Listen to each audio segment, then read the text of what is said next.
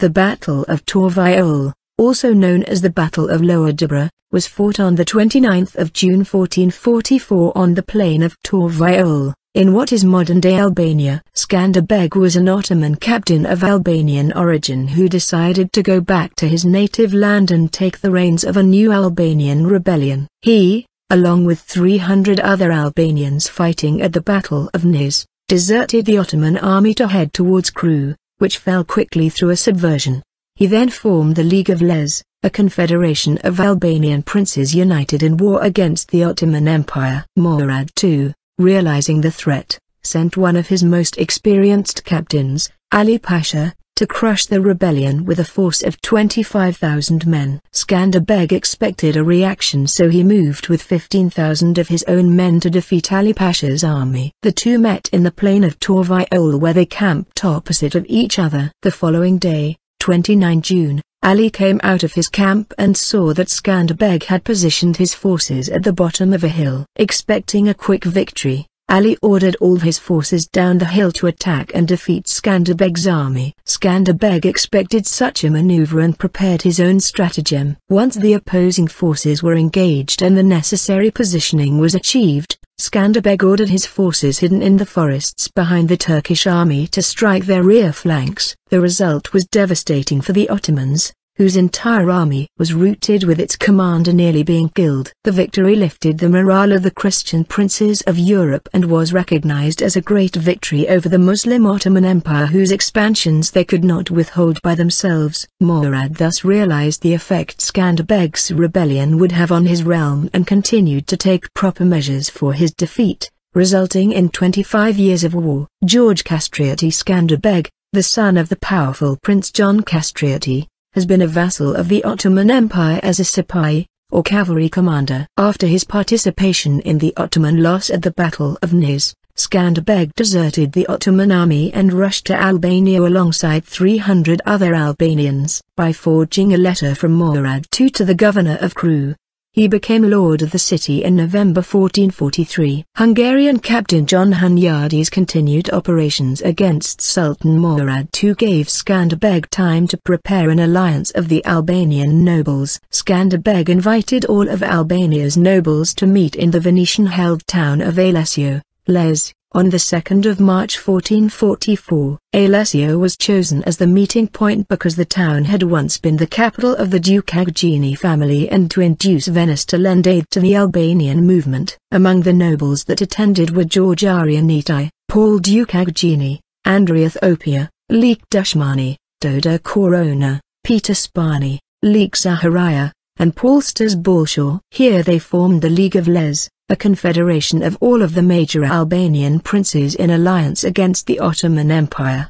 The chosen captain, Albanian, Krujë, of this confederation was Skanderbeg. The League's first military challenge came in the spring of 1444, when Skanderbeg's scouts reported that the Ottoman army was planning to invade Albania. Skanderbeg planned to move towards the anticipated entry point and prepared for an engagement. Ali Pasha, one of Murad's most favored commanders, left Uskup, Skopje, in June 1444 with an army of 25,000, primary sources say 40,000, in Albania's direction. After having brought together an army of 8,000 cavalry and 7,000 infantry, altogether 15,000 men from the League of Lezhë, Skanderbeg exhorted to his soldiers the importance of the upcoming campaign. Orders were given for the distributions of the soldiers' pay and for religious services to be held. Afterwards Skanderbeg and his army headed towards the planned place of battle in Lower Dibra, which is thought to be the plain of Shumbat,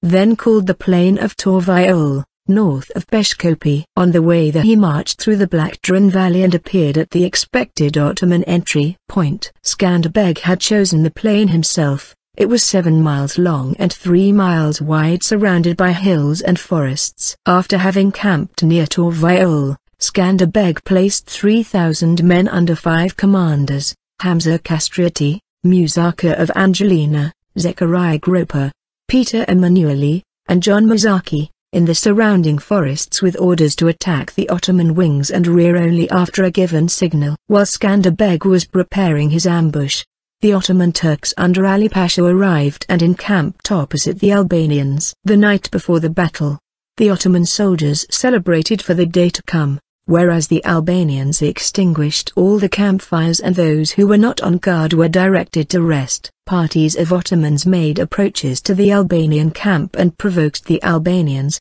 but they remained quiet. Skanderbeg sent out a scouting party to obtain information about the Ottoman army and ordered his cavalry to engage in small skirmishes. Albanian positioning. On the morning of 29 June, Skanderbeg arranged his army for battle. Apart from the 3,000 hidden forces in the area behind the Ottoman army, Skanderbeg left another reserve force of 3,000 under the command of Murad II. The Albanian army was positioned in a crescent shape curving inwards. They were split into 3 equal groups, each composed of 3,000 men.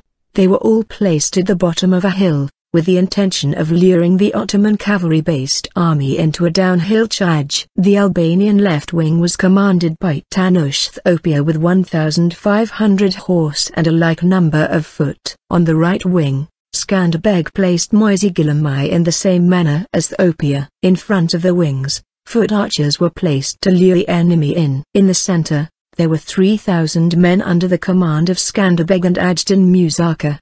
1,000 horsemen were placed in front of the main division with orders to blunt the initial Turkish cavalry charge. Next to these horsemen was placed a like number of archers who were trained to accompany the horses. After the archers was the main body of infantry commanded by Ajdan Musaka, whose experience proved vital that day. Battle. After the army was marshalled, Skanderbeg would not permit the trumpets to give the signal for battle until he saw Ali Pasha advancing. After looking upon the Albanian army, the Pasha ordered his army to charge with one of the units ahead of the rest. The Albanian front line retreated. Skanderbeg sent a body of horsemen to prevent the line from breaking and marshalled the retreating troops back to their places. Ali Pasha believed he had the Albanians trapped. The same situation occurred on the left wing and, when all were in their places, the army prepared for the main offensive. As it began, the wings were fiercely led on by Thopia and Gillamaya and pushed back the Ottoman wings. In the center,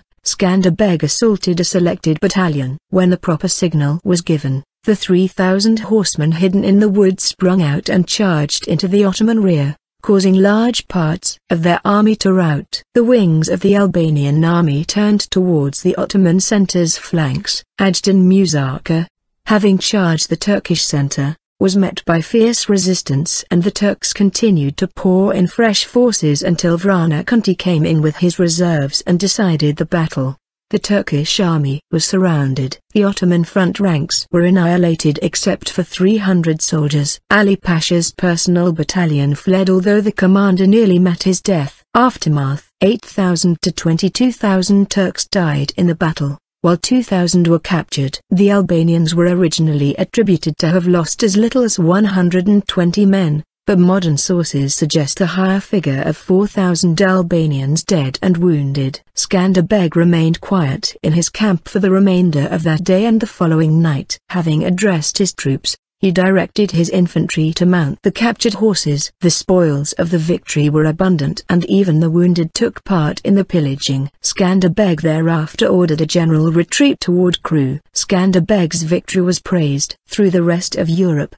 The European states thus began to consider a crusade to drive the Ottomans out of Europe. When Ali Pasha returned to Adrianople, he explained to the Sultan that the loss should be attributed to his forces and the fortunes of war and not his generalship. The Battle of Torvioll thus opened up the quarter-century war between Skanderbeg's Albania and the Ottoman Empire. Kenneth Meyer Seton claims that majority of accounts on Skanderbeg's activities in the period 1443 to 1444 owe far more to fancy than to fact. According to him, after Skanderbeg was allegedly victorious in Torvioll, the Hungarians are said to have sung praises about him and urged Skanderbeg to join the alliance of Hungary, the papacy and Burgundy against the Turks.